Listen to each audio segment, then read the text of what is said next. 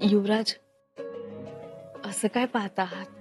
आमची श्री सखी राज्ञी येसू किती करता हो आमच्यासाठी.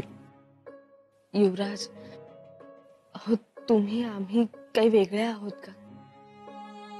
एक डोळा रडताना दुसरा डोळा कसा असू शकेल? आम्ही आमचं मन कैदेत टाकून त्याला सजा फरमावत होतो.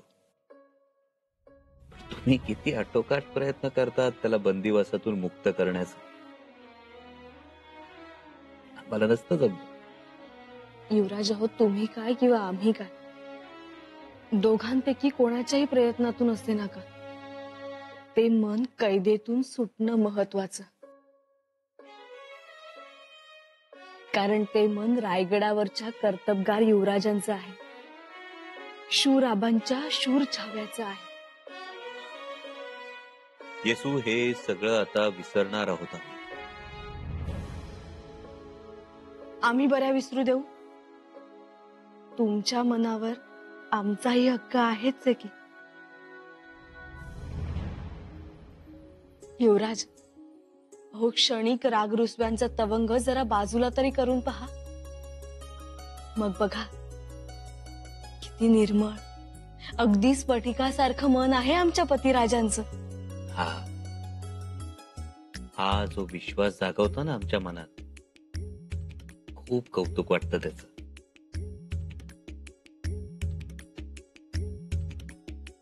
पण आता कौतुक राहू दे, कारण त्या कौतुकात मूळ विषय बाजूला राहतोय. काव्य काव्य लिहिणार आहात आपण. ते राहिलंच. कुलमुक्तारांची आज्ञा शिरसावंद्य. कुलमुखत्यारांची नाही, तुमच्या लाडक्या येसूची. चला, आता बोलण्यात वेळ वाया घालवू नका. लिहा काव्य. की आम्ही लिहू काव्य? लिहू?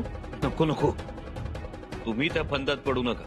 म्हणजे तेवढी आघाडी काही उघडू नका, नाहीतर पुन्हा आम्हाला ऐकावं लागेल. शृंगारपूर माहेर, माहेर शृंगारपूर.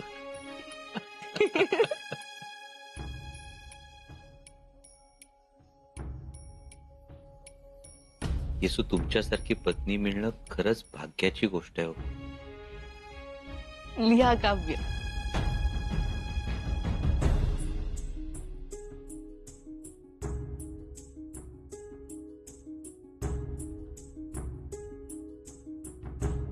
काही म्हणा पंत, शंभूराजे रायगडावरून शृंगारपुरी गेल्यापासून गडावर कशी अगदी शांतता आहे. असू द्या की. अहो, म्हणून तर पाठवलंय त्यांना, का तुम्हाला तीही शांतता सहन होत नाही? तसं नव्हे हो, पण कधी कधी वादळापूर्वी पण अशी शांतता असते, म्हणून म्हटलं. आता वादळ वाऱ्याची तमा बाळगत बसायचं नाही. आता आपण गाफील राहता कामा नये, कारण काही गोष्टी आपल्याला करायला पाहिजेत. कोणत्या? एक म्हणजे आपण आता राजाराम राजांना पुढे आणायचं. पुढे आणायचं म्हणजे? त्यांना राज्यकारभारात आणायचं, सदरेवर बसवायचं, मसलतीत घ्यायचं, निवाडा करायला लावायचं. अहो पण पंत, त्यांचं वय काय, त्यांची समजती काय? अहो, निवाडा आपण करायचा, पण नाव त्यांचं. म्हणूनच तर याला बोलवलंय. परसो जी मालक. आताच्या आता शृंगारपूरला जायचं आणि माझा माणूस म्हणून कोणी ओळखू नये म्हणून वेषांतर करून राहायचं आणि तिथली खडानखडा माहिती आम्हाला कळवायची.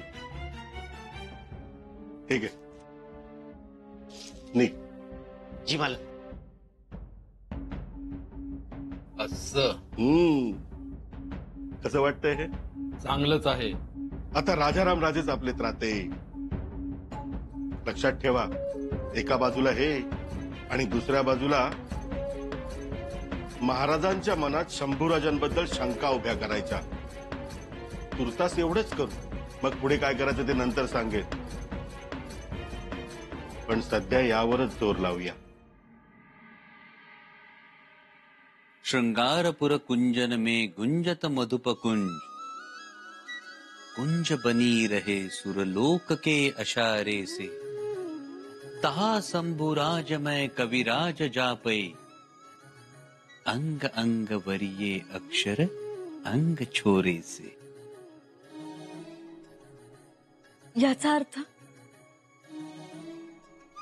याचा अर्थ शृंगारपूर कुंजवनात भुंगे गुंजारव करत आहे. कधी कधी वाटतं ही भूमी अक्षरभूमी आहे. इथं शंभूराजांची प्रतिभा खुलेल आणि खऱ्या अर्थानं शृंगारपुरात शब्द शृंगाराच बहर येईल. वा, सुंदर. किती छान काव्यरचना केली हो तुम्ही. तुमच्यामुळं. आमच्यामुळे? मग आता आम्हाला बक्षिसी हवी आहे. बक्षिसी? कसली बक्षीस?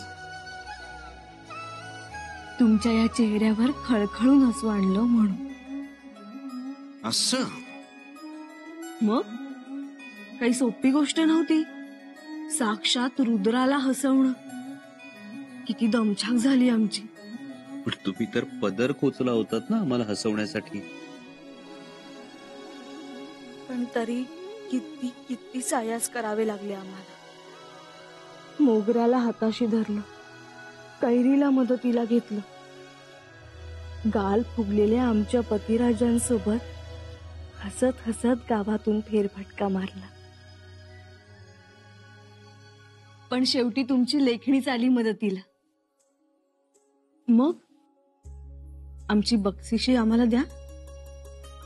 काय बक्षिसी हवी? बघा, जे मागू ते मिळेल. बेशक मागा. आम्हाला तुमच्याकडून एक सुंदर काव्यरचना हवी, जिला शृंगारपूरच्या मातीचा गंध येईल. शृंगारपूरच्या मातीचा गंध?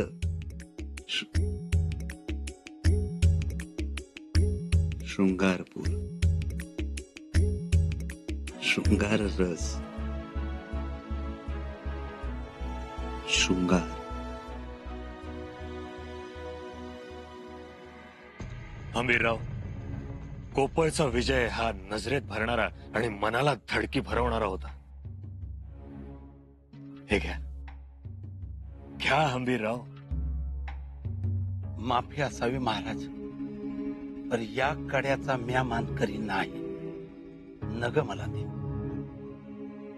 हंबीरराव, असं काय बोलता आहात? महाराज, या मानाच्या कड्याचा आणि कौतुकाचं मानकरी, खरं मानकरी आमचं युवराज शंभूराज आहे.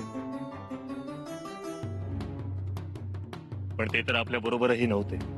मग ते मानकरी कसे ठरतील? ते आपल्या सोबत नाहीत, पण त्यांचं नियोजन आहे की आपल्या सोबत. म्हणजे पार रायगडवर असतानाच त्यांनी आम्हाला सांगितलं होतं का अमुक ठिकाणी आपल्या फौजीची पहिली लढाई होणार, अमुक ठिकाणी ते हुसेन मियाना आपल्यावर हमला करणार. महाराज झालं बी तसंच. असं? अहो, एवढंच नाही, ते युवराजांनी आमासनी दिलेलं नकाशे, माहिती, वाटा समजा उपयोगी पडलं. अहो, युवराजांनी तर कोपळच्या किल्ल्याचा आतला नकाशा बी आम्हाला दिलता, म्हणून तर त्या किल्ल्याची कोंडी करू शकलो आपण. म्हणजे हे सगळं नियोजन शंभूराजांचं होतं तर? होय. महाराज, राग येणार नसेल तर थोडं बोल तू. का नाही व आणलं त्यांना? असा काय मोठा पाड कोसळणार होता? हंबीरराव, माणसं दुखावली असती आणि आमचा मोरला राजा दुखावला त्याच. ते एक वेळ आम्हाला परवडेल. महाराज, माफी असावी, पर मी सरसेनापती असलो तरी शिपाई गडीच. तुमचं हे राजकारण नाही कळलं मला. कळेल हंबीर. एक दिवस आमचं हे राजकारण तुम्हाला देखील कळेल, आणि जेव्हा कळेल तेव्हा दाद द्या. अहो, मला कुठलाही एवढा दम वार केल्याबरोबर रागात बघायची सवय मला. अहो, कोपळच्या किल्ल्यावर भागवा फडकावला आणि लगोलग खलिता पाठवला युवराजांना. शंभूराजांना खलिता पाठवलं?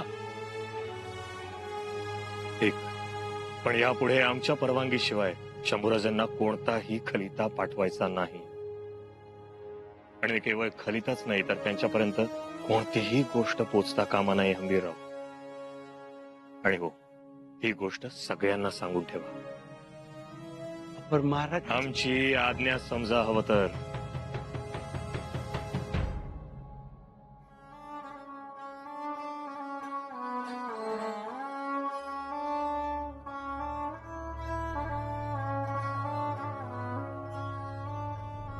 हमारी जान से प्यारी दिलरुबा की चोरी. हुजूर, मेरे बेटे चांद को ये दिलरुबा बहुत पसंद थी, बजानी थी और सुननी थी. अब चांद कभी दिलरुबा नहीं सुन सकेगा. हुजूर, चांद के कानों में खौलता हुआ शीशा डाल दिया जाए.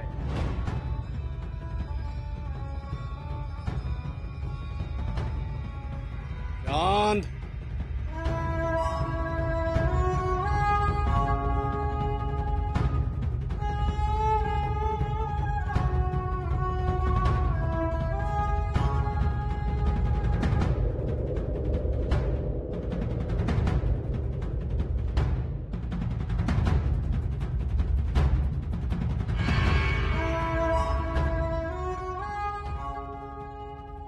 आज हम बहुत खुश हैं, बहुत खुश, क्योंकि आज हमारे हाथ अलादीन का चिराग लग गया है.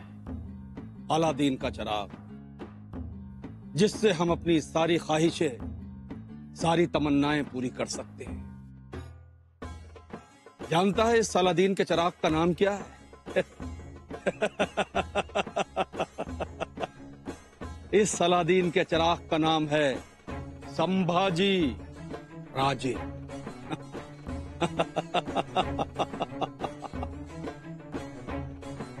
संभाजी राजे.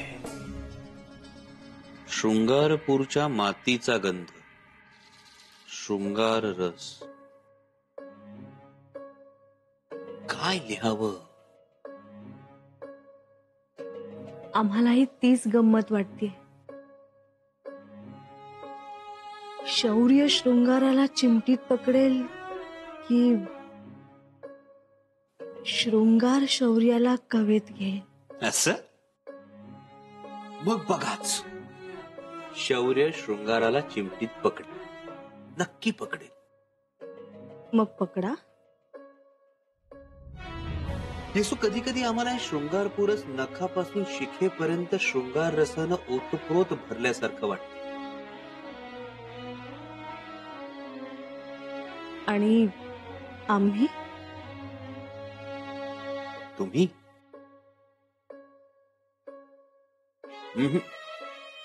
ठाऊक नाही.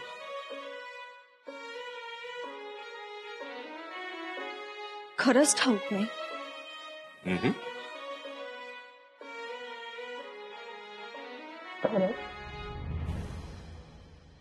येसू, गळ्यातून हात काढू नका. युवराज हो, हे काव्य स्फुरलं. दायिता बाहुपाशस्य कुतो यमपरो विधिः जीव यत्यार्पिता कंठे मार यत्यापवर्जिता. म्हणजे जर माणसाच्या गळ्यात यमपाश पडला तर त्याचा जीव जातो, पण त्याच्याच गळ्यात स्त्रीचा बाहुपाश पडला तर जीवात जीव येतो. आणि यमपाश गळ्यातून निघाला तर जीव वाचतो, पण स्त्रीचा बाहुपाश गळ्यातून निघाला तर हमखास जीव जातो. खरंच हो. म्हणून आमच्या गळ्यातून बाहुपाश काढू नका. युवराज, काय हे? नखशिखा.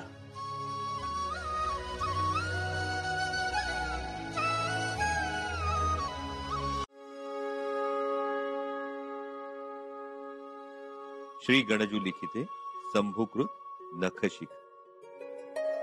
पद पदम पत्र समचरण जंग जिमी कनक कर मकर नाभि ललित गभीर उदर लंबित विशालवर.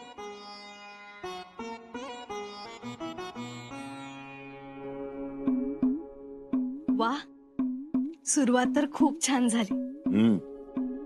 पद पदम पत्र समचरण जंग जिमी कनक कर मकर नाभि ललित गभीर उदर लंबित विशालवर.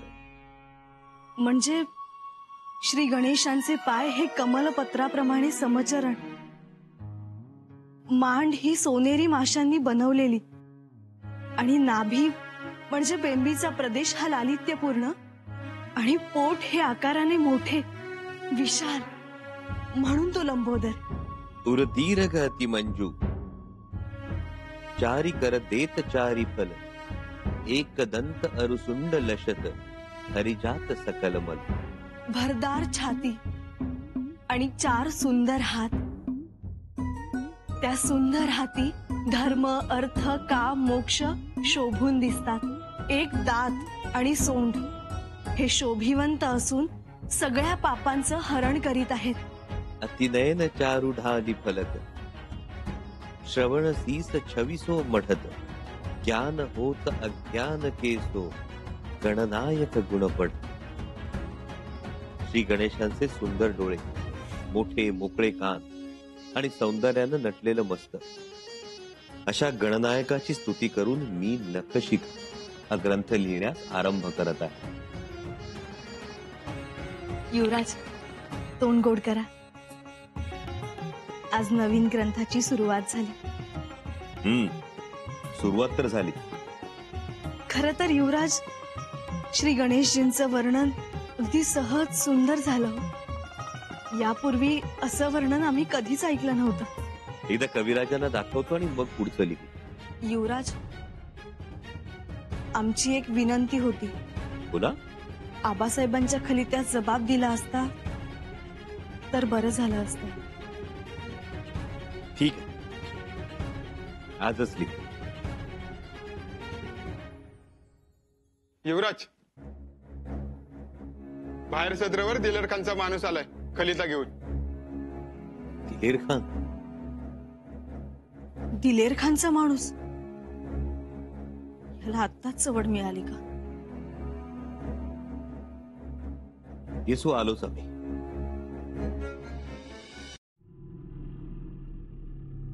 आदाब युवराज. बोला. युवराज, सरदार दिलेर खान पठान की ओर से ये खलीता.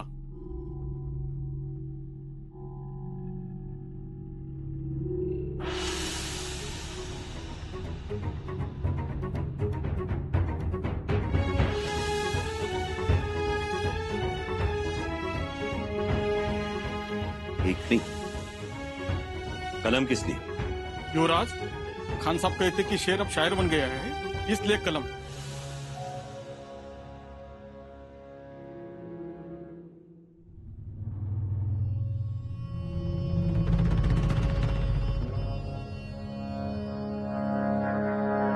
सुरुवातीला शेर. गुस्ताखी माफ, शायर के लिए शेर. जज्बातों के तलबगार शायर तुम्हें क्या समझाना, हमारी यारी के इस पैगाम को मेरे यार तुम न ठुकराना.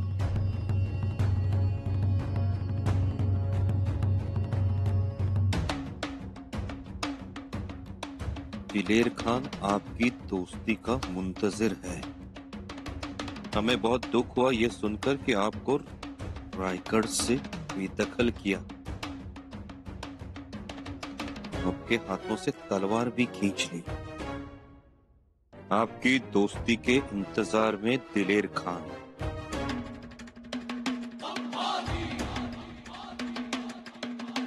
आइए आप. जी. और जवाब? ए बाबा, आता निघायला सांगितलंय ना की निघायचं. हा, लेकिन मी काय जवाब देऊ? आता युवराज काय म्हणाल, निघा म्हणाल की मग निघायचं. लय सवाल जबाब विचारत बसायचं नाही. चला निघा. माफी हुजूर, दिलेर खान साहब का खलीता है, जवाब तो देना पड़ेगा.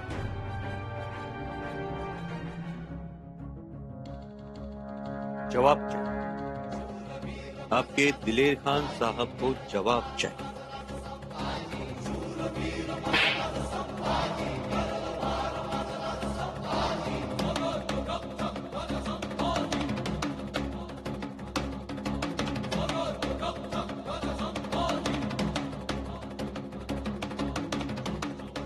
ये है हमारा जवाब।